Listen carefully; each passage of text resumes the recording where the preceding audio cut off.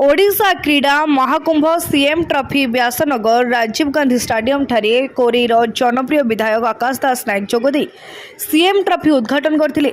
सम्मानित अतिथि भावे व्यासनगर पौर परिषद अध्यक्ष सुभाष चंद्र बल जोगदे और जाजपुर जिला क्रीड़ा संसद सभापति रसानंद महांती और जिला क्रीडार समस्त कर्मकर्ता जोगदे। संपादक संबित महांती सुचारू रूपे कार्यक्रम को तुलाई समस्त खेल को प्राधान्य दे ट्रॉफी प्रदान करा।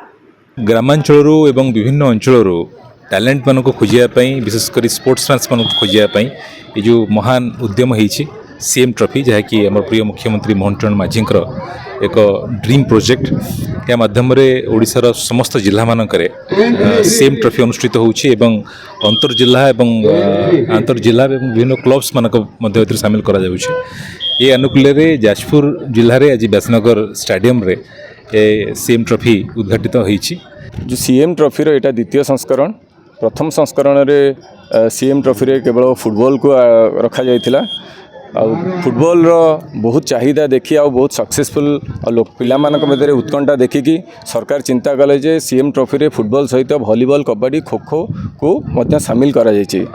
समग्र राज्य में 30,000 ऊर्ध्व पिला एथिरे रजिस्ट्रेशन करिसेंती। आज आमर एठी जाजपुर जिले में सीएम ट्रॉफी उद्घाटित हो जाइछि। आज वॉलीबॉल और कबड्डी रो सीएम ट्रॉफी अनुष्ठित होछि। आगामी दिन में खो खो एवं फुटबॉल अनुष्ठित मध्य हो। एथुरु खेलाड़ी चयन करा जाय आमर जिल्लारू एमाने प्रतिनिधित्व करिवे राज्य स्तरीय जो सीएम ट्रॉफी हो। जाजपुर व्यासनगर ज्योति प्रकाश भूया रिपोर्ट तीर्थक्षेत्र लाइव।